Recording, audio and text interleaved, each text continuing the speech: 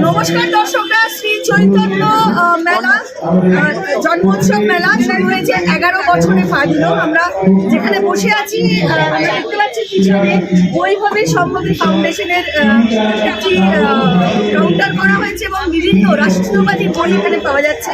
এবং এই উদ্যোগ যিনি নিয়েছেন সবার পরিচিত মুখ বলরাম বসু। বলরামদা আমাদের সঙ্গে আছে। বলরামদা, এই 11 বছর ধরে এই মেলা চলছে এবং আজকে এখানে আমরা সমস্ত যে বই সামনে দেখতে পাচ্ছি রাষ্ট্রীয়বাদী বই, হিন্দুত্বের বই। আপনার উদ্যোগে একটা কাউন্টার, কি বলবে? এটা আমার উদ্যোগে কাউন্টার নয়, আসলে আমাদের রাষ্ট্র চেতনায় যারা উদ্বুদ্ধ মানুষজন তাদের উদ্যোগে এই বিষয়টা নেওয়া। রাষ্ট্র চেতনা তো আমার কোনো অথরিটি নেই, আমি সেই রাষ্ট্রবাদী চিন্তার একটা সৈনিক মানুষ। মানে এই রাষ্ট্র চেতনার বইটা মানুষের কাছে পৌঁছানো, যেমন ভগবত চিন্তা মানুষের কাছে দরকার, যেমন আমরা যারা মনে করি রাষ্ট্রই ভগবান, তাদের কাছে এই রাষ্ট্র চেতনা সেটাকে আমরা নিয়ে এসেছি একদম করতে পারি। তার কারণ যখন রাষ্ট্র বিপদে পড়ে বলেছেন যে কোনো রূপে আসেন, বারবার আসেন সেই অবস্থা তখনের জন্য। তাই আমার মনে হয় যে আমাদের মনে হয় এখন রাষ্ট্রের স্বরূপ সে আমাদের এখানে ঠিক মূলত প্রচুর বই আমরা দেখতে পাচ্ছি। ঠিক কি কি ধরনের ওপরে বই আছে? রাষ্ট্রবাদী তো অবশ্যই, রাষ্ট্রবাদী হিন্দুত্বের ওপরে শ্যামাপ্রসাদ মুখার্জির জীবন কাহিনী নিয়ে এখানে বই আছে, নেতাজি আছে, তারপর ঋষি অরবিন্দ আছে, তারপর এখানে প্রচুর এমন এমন বই আছে যেগুলো ধরুন গণহত্যা, মানে বাংলাদেশে যে গণহত্যা, গ্রেট ক্যালকাটা কিলিং, বা আমাদের যে অন্তরালের দিকে নোয়াখালীর যে বই আছে, দেখা তো হচ্ছে তো আরো বইগুলো আছে, সেগুলো হচ্ছে হিন্দুরা একেবারে চেষ্টা করি, অন্য লোকেরা অন্য সম্প্রদায় যারা তারা হিন্দুদের অন্য চেতনায় তারা হত্যা করার চেষ্টা করে, সেই বিষয়ের উপর প্রচুর বই আছে। আর বই আছে ভারতীয়ত্ব, সেটার উপর প্রচুর বই আছে। বিভিন্ন মনীষীদের ওপর বই আছে যারা আমাদের ভারতবর্ষ স্বাধীন করার জন্য আত্মা দিয়েছেন, তাদের ওপর বই আছে, তাদের ওপর বই আছে। মানে সব ধরনের, প্রায় সব ধরনের চেষ্টা করেছি, কিন্তু এত বিরাট ভান্ডার একেবারে একদম না। 15 তারিখ, আজকে 15 তারিখ থেকে শুরু হয়েছে, কতদিন চলবে? এবং ঠিক পরবর্তীকালে যদি এই বইগুলো কোনো পাঠক নিতে চায় তারা কিভাবে নেবে সেটাও যদি একটু এখানে মোটামুটি 5 দিন এটা চলবে, মেলাটা চলবে 2 থেকে 8টা অবধি মেলাটা চলবে। আপনারা সমস্ত যারা রাষ্ট্রবাদী, রাষ্ট্র চেতনায় উদ্বুদ্ধ দেশপ্রেমিক মানুষ আছেন, তারা এই বাগবাজার সার্বজনীন যে দুর্গোৎসব, কলকাতায় একটা বিখ্যাত পুজো হয়, তার মণ্ডপে আসবেন। সেই মণ্ডপের মাঠের জায়গাটা এটা, সেখানে আসবেন। এই গৌরীয় জন্মোৎসব মেলা হচ্ছে, সেই মেলাটা করা হচ্ছে। আর এখানে 2 থেকে রাত্রি 8টা পর্যন্ত এই মেলাটা চলবে। এখানে বিভিন্ন ধরনের বই আপনারা পাবেন, সেই বই সংগ্রহ করুন। এবং সেটা আমার মনে হয় যা যা ভালো ভালো বই এখানে আমরা আনার চেষ্টা করি, সেটা আপনার জীবন সঙ্গে থাকবে। আপনি রাষ্ট্র চেতনার কথা বললেন, আপনি হিন্দুত্বের মানে হিন্দু চেতনার কথা বললেন। এখন পশ্চিমবাংলার, মানে আমি আজকে সত্যি রাজনীতি নিয়ে কথা বলতে চাইছি, কিন্তু রাজনীতি ছাড়াও তো কিছু হয় না। তো আজকে পশ্চিমবাংলার বুকে দাঁড়িয়ে যা পরিস্থিতি এবং একের পর এক সামনে আসছে, এখন কি সত্যি হিন্দুদের উচিত চেতনাটাকে সত্যি আরো জানানো প্রয়োজন আছে? হিন্দু চেতনা না জানলে, না জানলে ভারতবর্ষ ধ্বংস হয়ে গেছে। আজকে ভারতবর্ষের মানুষ ধর্ম চেতনায় উদ্বুদ্ধ বলেই ভারত আজকে ভারত আছে।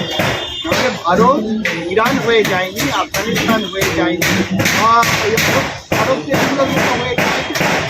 তার কারণ একটাই, ভারতের অন্তরে রয়েছে ধর্ম চেতনা, রাষ্ট্র চেতনা, রাষ্ট্র সংস্কৃতি, যে আমরা আমাদের সমাজের রাষ্ট্রবাদের কথা আমরা বলি, এই চেতনার থেকে আমরা বলেই আজ অব্দি ভারতই আছে।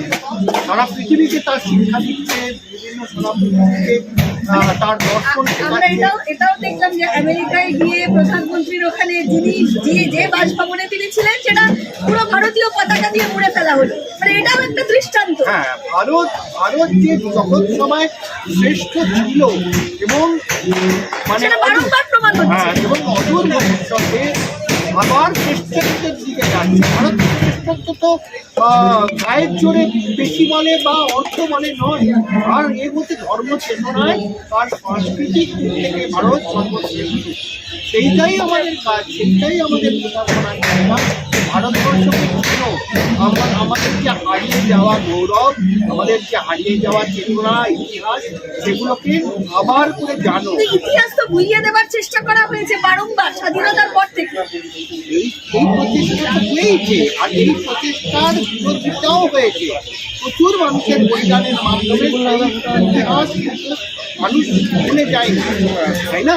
আজও বেদ, গীতা, উপনিষদ, পুরাণ, মানে যেসব যে ধরনের আছে বড় বড় মানে ধর্মশাস্ত্র আছে, সেগুলো নিয়ে তো পড়াশোনা আগেও হয়েছে। হ্যাঁ, মধ্যখানের বিরাট একটা ভূগোল টাইমে প্রচুর আমাদের সাহিত্য বইপত্র আছে, সেগুলো ধ্বংস করে দেওয়া হয়েছে। আপনারা জানেন নালন্দায় নষ্ট হয়ে গেছে। ফলে মানুষ যতদিন আছে তার সংস্কৃতি ধ্বংস হয়ে যাবে, তাহলে তো সেটা মনে হয় করা সম্ভব না। অন্তত ভারতবর্ষে করা সম্ভব না। ভারতবর্ষের মানুষ ধর্ম বলতে না, তারা ঈশ্বর মানলেও তিনি ধর্মবোধে উদ্বুদ্ধ, ঈশ্বর না মানলেও সেকুলারদের ক্ষেত্রেও তাই, মানে ওরা দেখায় সেকুলার কিন্তু ধর্ম মানে না। নাস্তিকতা আমাদের দর্শনে অনুভব হয়। আমরা যারা চারবার তত্ত্ব বিশ্বাস করে, হ্যাঁ, বা এরকম ব্রহ্ম যারা তারা সেইভাবে, মানে এর মধ্যে এরকম যারা বৌদ্ধবাদী বিশ্বাস করে, তারা বৌদ্ধবাদী বিশ্বাস করে, যারা এক ঈশ্বরবাদী বিশ্বাস করে, এক ঈশ্বরবাদী বিশ্বাস করে, আবার যারা সম্পূর্ণভাবে নিরক্ষরবাদী, মানে ধরুন বৌদ্ধ, জৈন, এরা এমন একটা পরম ব্রহ্মের কথা বিশ্বাস করেন যেটা মানুষের লাভ হবে না, এইরকম তারাও এই ভারতবর্ষের সনাতন কখনোই ভারত চেতনায় উদ্বুদ্ধ হয়ে থাকে। ভারত উদ্বুদ্ধ হয়ে থাকে, কিন্তু বাংলা কি উদ্বুদ্ধ বা বাংলাকে কি উদ্বুদ্ধ করতে দিচ্ছে? সবসময় রবি হাকিমের যা মন্তব্য, আপনি যখন হিন্দুদের নিয়ে এত কথা বললেন, তিনি তো অন্য কথা বলছেন। তিনি তো এখন 32% থেকে তিনি তো 50% নিয়ে যাওয়ার চেষ্টা করছেন। বাংলার চেতনাটা তাহলে কোথায়? বাংলা তো ভারতবর্ষের বাইরে নয়। উনি তো বাংলাকে চেনেননি, উনি তো অরিজিনালি বাংলার রক্ত উনি বহন করেন না। হ্যাঁ, ওনার মা বাংলায় জন্মেছেন। হ্যাঁ, মায়ের দিক থেকে উনি একজন ব্রাহ্মণ নারীর গর্ভে জন্মগ্রহণ করেছেন, কিন্তু সেটাও ছিল লাভ জিহাদ। হ্যাঁ, তো আমি সেই জায়গাটা জাস্ট ক্রস করে বলি। বাংলায় যে মনীষীরা জন্মগ্রহণ করেছেন, বিবেকানন্দ, শ্রী গৌরাঙ্গ, অনেক তাকে বাদ দিয়ে আপনার ইস্কনের প্রতিষ্ঠাতা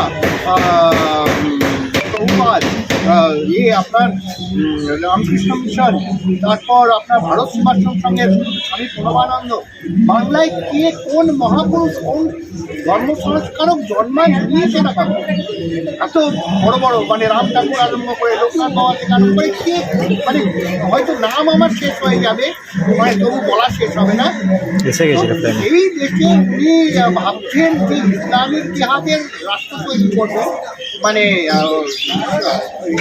একটা কথা আছে যে গজমায় হিন্দ করবে, হ্যাঁ, এখানে দারুল হারাপ থেকে দারুল ইসলাম করবে।